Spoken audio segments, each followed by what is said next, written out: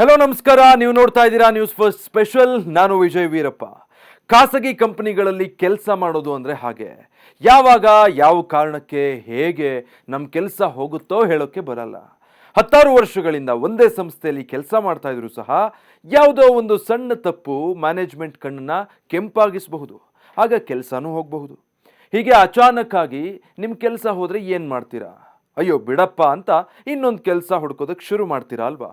ಆದರೆ ಚೀನಾದ ವ್ಯಕ್ತಿಯೊಬ್ಬ ತನ್ನನ್ನು ಈ ರೀತಿ ಕ್ಷುಲ್ಲಕ ಕಾರಣಕ್ಕೆ ಕೆಲಸದಿಂದ ವಜಾಗೊಳಿಸಿದ ಕಂಪನಿ ವಿರುದ್ಧನೇ ಕೇಸ್ ಹಾಕಿ ಕೋರ್ಟ್ ಮೆಟ್ಟಿಲೇರಿದ್ದಾನೆ. ಪರಿಣಾಮ ಏನಾಗಿದೆ ಗೊತ್ತಾ? ಈ ಪುಣ್ಯಾತ್ಮನಿಗೆ 40 ಲಕ್ಷ ಜಾಕ್ಪಾಟ್ ಹೊಡೆದಂಗಾಗಿದೆ. ನಿಜ, ಚೀನಾದ ಝಾಂಗ್ ಎಂಬ ವ್ಯಕ್ತಿ ಜಿಯಾಂಗ್ಸು ಪ್ರಾಂತ್ಯದ ಟೈಕ್ಸಿಂಗ್ ಎನ್ನುವಲ್ಲಿ ರಾಸಾಯನಿಕ ಕಂಪನಿಯಲ್ಲಿ ಕಳೆದ 20 ವರ್ಷಗಳಿಂದ ಕೆಲಸ ಮಾಡ್ತಾ ಇದ್ದ.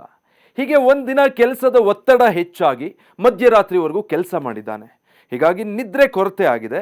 ಮಾರನೇ ದಿನ ಆಫೀಸ್ನಲ್ಲಿ ಕೆಲಸ ಮಾಡಬೇಕಾದ್ರೆ ತನ್ನ ಮೇಜಿನ ಮೇಲೆ ಹಾಗೆ ಸ್ವಲ್ಪ ಹೊತ್ತು ನಿದ್ರೆಗೆ ಜಾರಿದ್ದಾನೆ ಅಷ್ಟೆ. ಇಷ್ಟಕ್ಕೆ ವ್ಯಕ್ತಿಯನ್ನ ಸಂಸ್ಥೆ ಕೆಲಸದಿಂದ ವಜಾಗೊಳಿಸಿತ್ತು. ಕೆಲಸ ಮಾಡೋ ಟೈಮಲ್ಲಿ ಮೇಜಿನ ಮೇಲೆ ಉದ್ಯೋಗಿ ನಿದ್ರೆ ಮಾಡೋದನ್ನು ಆಫೀಸಿನ CCTV ಸೆರೆ ಹಿಡಿದಿತ್ತು. ಇದನ್ನೇ ನೆಪವಾಗಿಟ್ಕೊಂಡು ಕಂಪನಿ 20 ವರ್ಷದಿಂದ ತನಗಾಗಿ ದುಡಿದಿದ್ದ ಉದ್ಯೋಗಿಯನ್ನ ವಜಾಗೊಳಿಸಿತ್ತು. ಇದರಿಂದ ಸಿಟ್ಟಿಗೆದ್ದ ಝಾಂಗ್ ಕಂಪನಿಯ ಕ್ರಮದ ವಿರುದ್ಧ ಕೋರ್ಟ್ ಮೊರೆ ಹೋಗಿದ್ದಾನೆ. ಈ ಬಗ್ಗೆ ವಿಚಾರಣೆ ನಡೆಸಿದ ಚೀನಾದ ನ್ಯಾಯಾಲಯ ಮಾಜಿ ಉದ್ಯೋಗಿಯ ಪರವಾಗೇ ಆದೇಶ ನೀಡಿದೆ. ಕಂಪನಿಗೆ ತನ್ನ ಉದ್ಯೋಗಿಗಳ ಮೇಲೆ ಕ್ರಮ ಕೈಗೊಳ್ಳೋ ಅಧಿಕಾರ ಇದೆ, ಆದರೆ ಅದು ಕಾನೂನಿನ ಪರಿಮಿತಿಯಲ್ಲಿರಬೇಕು. ಈ ರೀತಿಯ ಕಾರಣಗಳಿಗೆ 20 ವರ್ಷಗಳ ಕಾಲ ಸಂಸ್ಥೆಗಾಗಿ ದುಡಿದ ವ್ಯಕ್ತಿಯನ್ನ ಏಕಾಏಕಿ ವಜಾಗೊಳಿಸಿದ್ದು ಸರಿಯಲ್ಲ. ಇದರಿಂದ ಉದ್ಯೋಗಿಗಾಗಿರೋ ನಷ್ಟವನ್ನ ಸಂಸ್ಥೆ ಭರಿಸಿಕೊಡಬೇಕು ಅಂತ ಆದೇಶ ಕೊಟ್ಟಿದೆ. ಕೋರ್ಟ್ನ ಈ ಆದೇಶದ ಪ್ರಕಾರ ತನ್ನ ತಪ್ಪಿಗಾಗಿ ಈ ಕಂಪನಿ ಮಾಜಿ ನೌಕರನಿಗೆ ನಷ್ಟ ಭರಿಸೋದಕ್ಕೆ 40 ಲಕ್ಷ ಹಣ ಕಟ್ಟಿಕೊಡಬೇಕು ಅಂತ ನ್ಯಾಯಾಲಯ ತೀರ್ಪು ನೀಡಿದೆ.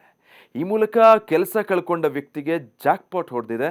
ಕೆಲಸ ಹೋದ್ರೂ ಪರವಾಗಿಲ್ಲ, 40 ಲಕ್ಷ ಹಣ ಬಂತಲ್ಲ ಅಂತ ಝಾಂಗ್ ಖುಷಿಯಾಗಿದ್ರೆ, ಇತ್ತ ಕಂಪನಿ ತಾನೇ ಮಾಡಿಕೊಂಡ ಎಡವಟ್ಟಿಗೆ ತಲೆ ಮೇಲೆ ಕೈ ಹೊತ್ತು ಕೂರುವಂತಾಗಿದೆ. ಈ ರೀತಿಯ ಮತ್ತಷ್ಟು ಮಾಹಿತಿಗಾಗಿ ನ್ಯೂಸ್ ಫಸ್ಟ್ ಡಿಜಿಟಲ್ ಪ್ಲಾಟ್ಫಾರ್ಮ್ಸ್ನ ತಪ್ಪದೇ ಸಬ್ಸ್ಕ್ರೈಬ್ ಆಗಿ.